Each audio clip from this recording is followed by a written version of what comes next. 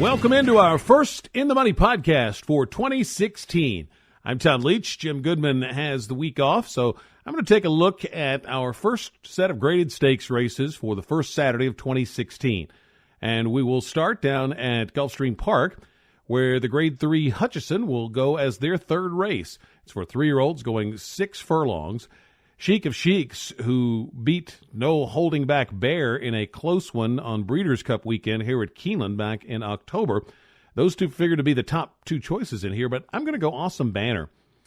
Sensational win in his debut. Now, it was last summer, but this horse is working lights out for Stanley Gold, and I'm just not that sold that the top two choices are anything particularly special at this point. So I'm going to look for a little bit of a price and go with number 2, Awesome Bear, and then use him with the top two choices, the 7, Chic of Sheiks, and the 4, No Holding Back Bear. 7th race, we'll also take a look at. It's the Grade 3 Dania Beach on the turf. 3-year-olds at 7.5 furlongs. Got a nice group here. Isotherm, who ran in the Breeders' Cup Juvenile, comes back to the turf here and could be pretty salty from the rail. I ended up going with Life Imitates Art for Chad Brown. Number 1, the Chad Brown angle is always big on the turf. This horse got an 82 buyer last time, and that was his best and an improved effort. And it was despite breaking from the 14 hole, so a much better post here from the 4 hole. I'm going to take Life Imitates Art to run him down. Got to use Isotherm with him. Surgical Strike for Ben Colebrook, I think, is a dangerous price horse here. Ran well in his start at Keeneland back in October. Mountain Music, man, Todd Pletcher is so hot that I think you have to throw him in as well. And I think really the best play here is maybe a 4-horse box of 1, 2, 4, and 10. I think the 10 could be a nice price if he could get in the top 2. But my win pick is going to be the 4, Life Imitates Art. We'll move up to Aqudeuct. Their first step on the road to the Kentucky Derby from the New York angle is the Grade 2 Jerome for newly turned 3-year-olds going around 2 turns at 1 mile and 70 yards. You've got Flexibility coming off a nice effort last time out that figures to be the big favorite in here, but I'm going to try to beat him with Bird of Trey. Soares had a 10-point buyer jump last time for John Service. Been steadily improving, and Service is very good on the sprint to route angle. And this was the same kind of path he took with Smarty Jones. Not saying Bird of Trey is another Smarty Jones, but it was the path that Service took to go to New York and kind of introduce Smarty to the world there. And I think this move suggests that he's got some confidence, some level of confidence in Bird of Trey. So I'm going to take, for a bit of a price, the 6 Bird of Trey, use him with Flexibility, the 4. And Donegal Moon, 15-1 on the morning line. I don't think you'll get that, but I think that one's dangerous at a nice price. It was 5th last time, but it was a big buyer jump, so that was an improved effort even though the horse finished 5th. I think the 3, Donegal Moon, is dangerous in there, but I'm going to go with the 6, Bird of Trey. Let's move out to Santa Anita now. 3 graded stakes races that we want to take a look at. The first one is the Santa Ynez, Grade 2, 3rd race on their card. For 3-year-old fillies going 6.5 furlongs.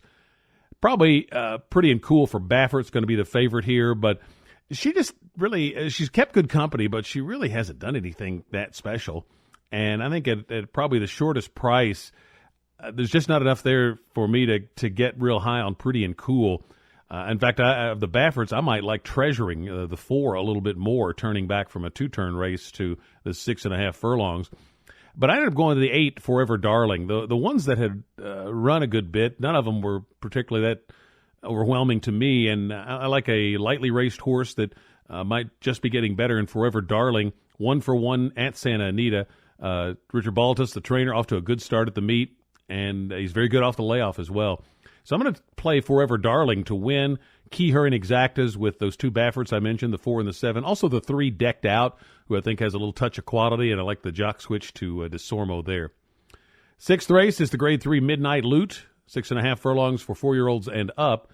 Didn't really have a strong opinion here. I think what I would do is box the 1, 2, and 3 in an exacta. For the win pick, I'm going to take the 3 Distinctive Passion. He's run well here off a layoff before, working really well, and I like the fact that he's 2 for 2 at 6.5 furlongs at this very distance. So, and I think he could be the speed of the speed in here and could clear him and set the pace and take him wire to wire. But again, not a real strong opinion. So I'd go 1, 2, 3 in an exacta box. If you want to add one more, I'd take the 4 Pulling G's. The 8th race is the Grade 2 San Gabriel on the turf at 1 mile and an 1/8 for 4-year-olds and up. And in here, I went for Richard Mandela's Bala Bali. This horse was so impressive coming up from South America last May in his debut. That was at a mile on this Santa Anita turf. And he gets back to this turf course, gets Flavian Pratt back in the saddle, who rode him that day. And that was his best effort.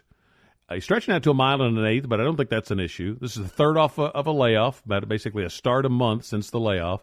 Could be a peak effort coming for Bali here in what I think might be his preferred turf course to Del Mar. I would use him in exactas, key him with the 2 Big John B, the 3 Poshki. The 6 Class Leader intrigues me a little bit since he's moved into the Sadler barn out on the West Coast. They put him on the turf, and this is his third start on the turf, and this might be the best effort for 6 Class Leaders. So a little bit of a dangerous price play there. But I like the 7 Bali, and I'll key him in exactas with the 2, the 3, and the 6. Best of luck to you on your wagers this weekend at Santa Anita or wherever. Turfway Park up and running for the extended holiday weekend as well. And then we'll be back. Jim Goodman will be back, and we'll take a look at next Saturday's cards on this In the Money podcast for KeenelandSelect.com.